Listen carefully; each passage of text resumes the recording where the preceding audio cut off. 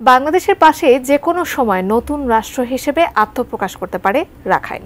ইতিমধ্যেই অঞ্চলটির ৯০%-এরও বেশি ভূখণ্ডের নিয়ন্ত্রণ নিয়েছে বিদ্রোহী গোষ্ঠী আরাকান আর্মি। তবে এই পরিবর্তনের প্রভাব কতটা পড়বে চীন, ভারত ও বাংলাদেশের ওপর, বিস্তারিত জানাচ্ছেন আরিফ হাসান। মাত্র ১৫ বছরের মাথায় পশ্চিম মিয়ানমারের রাখাইন রাজ্যে প্রভাব বিস্তার করেছে আরাকান আর্মি। বর্তমানে রাজ্যের ১৭টি গুরুত্বপূর্ণ টাউনশিপের মধ্যে ১৫টি এবং পুরো অঞ্চলের ৯০%-এরও বেশি ভূখণ্ডের নিয়ন্ত্রণ তাদের হাতে। বিশেষ করে বাংলাদেশ মিয়ানমার ২৭১ কিলোমিটার সীমান্তের পুরো অংশ নিয়ন্ত্রণ করছে গোষ্ঠীটি। এই সামরিক সাফল্য কেবল রাখাইনের রাজনৈতিক ভবিষ্যৎ নয়, বরং আঞ্চলিক ভূরাজনীতি এবং চীন, ভারত ও বাংলাদেশের স্বার্থেও গুরুত্বপূর্ণ প্রভাব ফেলতে পারে। দেশের একটি জাতীয় দৈনিকের প্রতিবেদনে বলা হয়, রাখাইন রাজ্যের প্রাকৃতিক সম্পদ ও বঙ্গোপসাগরে কৌশলগত অবস্থান চীনের জন্য অত্যন্ত গুরুত্বপূর্ণ। বিশেষ করে কায়েকপাই গভীর সমুদ্র বন্দর ও সে গ্যাস পাইপলাইনের মতো অবকাঠামো প্রকল্প চীনের বেল্ট অ্যান্ড রোড ইনিশিয়েটিভের অংশ, যা দেশটির জ্বালানি সরবরাহ পথের নিরাপত্তা নিশ্চিত করছে।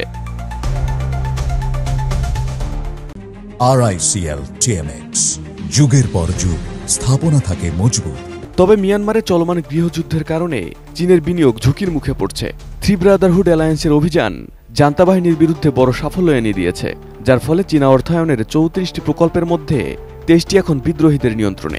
যদিও আরাকান আর্মি এখন চীনা প্রকল্পের ওপর সরাসরি হামলা চালায়নি, তবে জান্তা সমর্থিত পিউথাওতি মিলিশিয়ার সাম্প্রতিক চীনা কনসুলেটে হামলা দেশ দুটির কূটনৈতিক সম্পর্কে উত্তেজনা সৃষ্টি করেছে।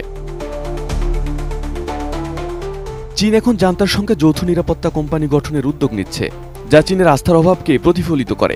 তবে রাখাইনে আধিপত্য বিস্তারকারী আরাকান আর্মি এই উদ্যোগকে ইতিবাচকভাবে নাও নিতে পারে, যা নতুন উত্তেজনার জন্ম দিতে পারে। এদিকে ভারত রাখাইনে কালাদান মাল্টিমোডাল ট্রানজিট ট্রান্সপোর্ট প্রকল্প চালু করেছে, যার মাধ্যমে ভারতের উত্তর পূর্বাঞ্চলের সঙ্গে দক্ষিণ পূর্ব এশিয়ার সংযোগ সহজ হবে।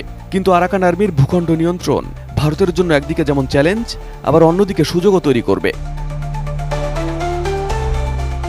ভারত যদি আরাকান আর্মির সঙ্গে সরাসরি যোগাযোগ স্থাপন করতে পারে, তবে এটি অবকাঠামো প্রকল্পের নিরাপত্তা নিশ্চিত করবে এবং আঞ্চলিক বাণিজ্যে নতুন সম্ভাবনা উন্মোচন করবে। পাশাপাশি রাখাইনে চীনের প্রভাব মোকাবিলায় নয়াদিল্লির জন্য এটি একটি কৌশলগত পদক্ষেপও হতে পারে। ওই প্রতিবেদনে উল্লেখ করা হয়, বাংলাদেশে আশ্রয় নেওয়া ১০ লাখের বেশি রোহিঙ্গার প্রত্যাবাসন এখনও অনিশ্চিত, কারণ আরাকান আর্মি তাদের স্বায়ত্তশাসিত রাখাইনে রোহিঙ্গাদের অন্তর্ভুক্তির বিষয়ে আদৌ কী পদক্ষেপ নেয় সেটি এখন অস্পষ্ট। প্রতিবেদনটিতে বলা হয়, কক্সবাজারের রোহিঙ্গা শিবিরগুলো বিভিন্ন সশস্ত্র গোষ্ঠীর নিয়োগ কেন্দ্রে পরিণত হয়েছে, যা সংঘাতের পরিস্থিতিকে আরও জটিল করছে। বিশ্লেষকদের মতে, বাংলাদেশ সীমান্ত নিরাপত্তা নিশ্চিত করতে চাইলে আরাকান আর্মির সঙ্গে কৌশলগত আলোচনা শুরু করা যেতে পারে, যাতে মানবিক করিডোর খোলা এবং নিরাপদ প্রত্যাবাসনের পথ সুগম হয়। বিশ্লেষকদের মতে, রাখাইনের ভবিষ্যৎ কেবল সামরিক লড়াইয়ে নির্ধারিত হবে না, বরং কৌশলগত কূটনীতি, অন্তর্ভুক্তিমূলক শাসন এবং আঞ্চলিক সহযোগিতার উপর নির্ভর করবে। আরাকান আর্মির এই বিজয় শুধু মিয়ানমারের রাজনৈতিক বাস্তবতা নয়, বরং চীন, ভারত ও বাংলাদেশের ভূরাজনীতিতেও গুরুত্বপূর্ণ পরিবর্তন আনবে। Arif Hasan, ATN news.